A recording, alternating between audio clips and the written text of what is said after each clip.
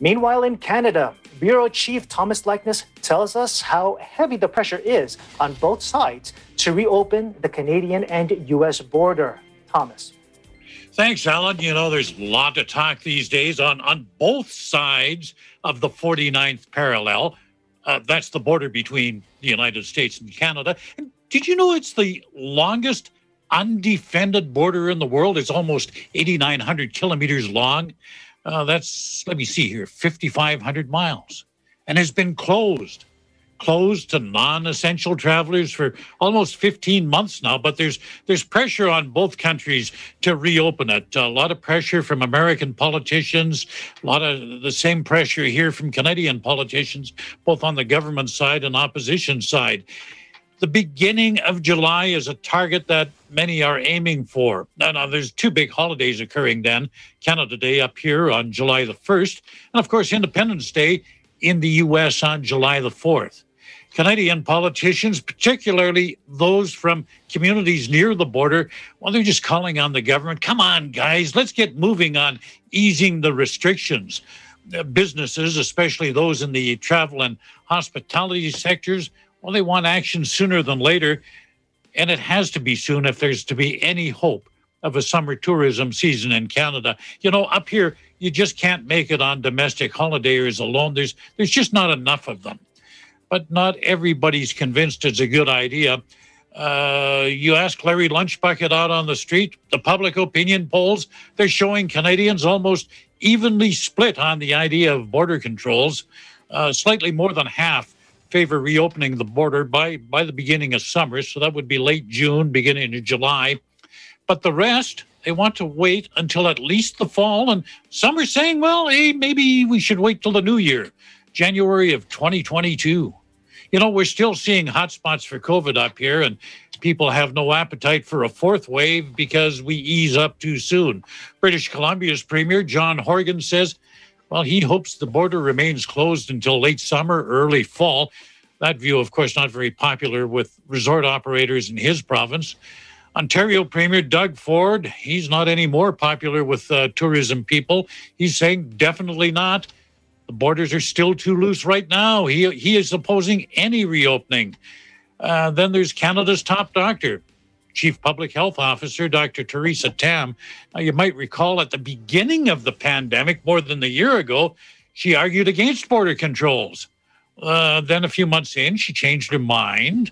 And these days, Tam is saying, well, the border could reopen once 75% of the people over the age of 12 have received at least one dose, and at least 20% have received two doses. And she's hinting that, you know, it may be fall before those numbers are reached, although she says some exceptions could be made for fully vaccinated people. But, you know, regardless of when the border allows traffic to flow freely, is almost certain proof of vaccination will be required. And the majority of Canadians, more than 3/4, favor such a measure here. And I believe not quite as high a number in the States, but again, a majority in the States don't have a problem with proof of vaccination for crossing the border. You know, I, for one, look forward to being able to travel south to the U.S., but quite frankly, I'm in no hurry to pack my bags. I want to be sure it's safe before I book my trip. You see, I'd rather wait a little while now to vacation in the States than leave right away and come back and have kind of an even longer vacation recovering from COVID. In Edmonton, Canada, Thomas I. Leckness, Eagle News. We live in interesting times. Back to you, Alan.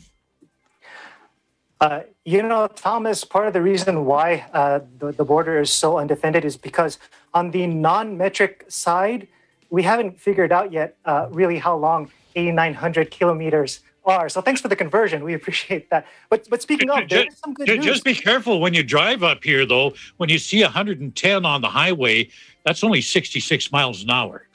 Exactly. We have to catch up with the rest of the world. But speaking of good news on the vaccine front, there's a cross-border vaccination clinic. It's going to be returning. Can you talk about that? Sure. I talked about this last week. I told you that the Blackfeet tribe in the state of Montana, and Montana is just south of my province, Alberta, it had been offering its surplus vaccines to Alberta residents at a free clinic at the border. But the bureaucrats in both countries They shut it down. Why? They decided crossing the border to get a vaccine is not allowed under the current travel rules, which forbid non-essential travel. I guess protecting public health is not essential. Well, public outrage followed. People were livid, and their anger prompted a reversal of that decision. So the clinic will return for a couple of days again next week. And again, this whole episode, Alan, it just goes to prove that common sense ain't too common. Thomas, we also understand that there are some other items that also aren't traveling. And we're talking about the AstraZeneca vaccine in Canada that's, we understand, has been sitting in storage for several weeks. What's happening there? Okay, this vaccine has been plagued with a litany of problems since it was first rolled out. I know you're not using it down there, but up here we are. In the beginning, there were questions about how effective it might be in seniors. So people over 65, they weren't given AstraZeneca shots. Then several provinces stopped using it because of a problem with rare blood clots. And it was decided the risk was pretty low, so they started resuming it again. But then there were concerns about younger people being more prone to developing these clots. So we ended up with a very narrow demographic from about ages 50 to 64 receiving the shots and a whole lot of surplus vaccine on the shelves. A lot of people were declining AstraZeneca vaccines, saying, no. I'll wait for my mRNA shot, something like a Pfizer or a Moderna, but I don't want the AstraZeneca. Now, AstraZeneca has a shelf life of 6 months, and that's coming up tomorrow, that 6-month deadline. Health Canada now says, well, we could store it safely for 7 months. So that means health departments have an extra 4 weeks to use up that supply. Alan? What's being done to overcome vaccine hesitancy in Canada?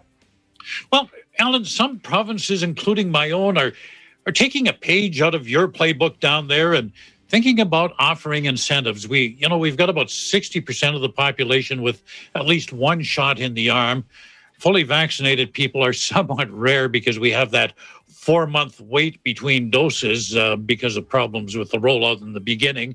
Then we have that 10% of the population who aren't sure whether they are going to get a vaccine. Well, maybe I might wait a while. I don't know whether it's safe, that sort of thing. And as well, some people may not come back for a second shot.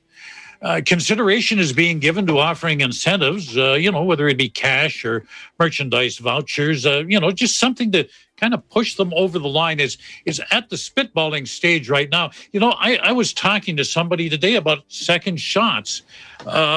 And this individual was pretty hesitant because of the reaction he had from his first shot.